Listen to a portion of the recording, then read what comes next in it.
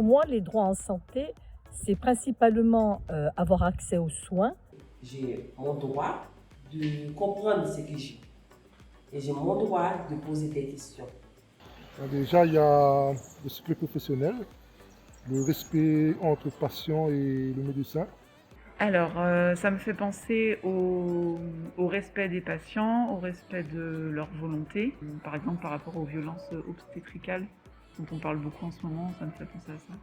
Il faut avoir un droit à la santé pour tous, pour tout le monde et partout. C'est ça pour moi le droit à la santé. Puis être bien au courant des traitements qu'on reçoit. Il faut qu'ils soient respectés dans leur intimité, avec toutes leurs problématiques, toutes leurs difficultés.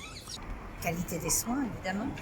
J'ai une mutuelle, la sécurité sociale, la CSS. L'accessibilité aussi, quelque part, des lieux où on peut aller se faire soigner. For me, for example, it would be that I can get treatment everywhere I am in Europe. Aux hôpitaux, aux associations surtout. Il y a le respect de sa dignité. En gros, c'est nous qui prenons la décision de faire ça. Le médecin ne peut pas décider de faire ça pour nous. Voilà.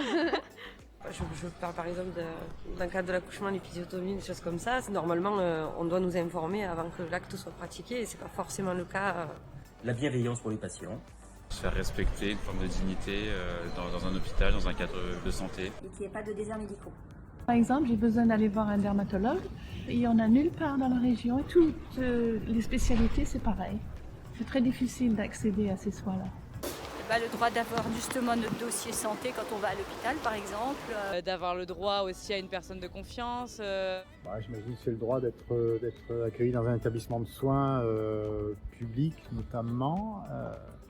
Au moins accueilli, au moins diagnostiqué et pris en charge. Je pense que tout le monde doit être logé à la même enseigne. Le droit à ce que la souffrance soit prise en compte. L'accès à tout le monde à la santé. Et le zéro reste à charge.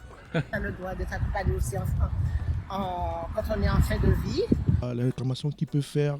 Alors les droits en santé font partie des droits fondamentaux pour chaque individu. C'est bien parce que vous voyez, j'en aurais appris aujourd'hui.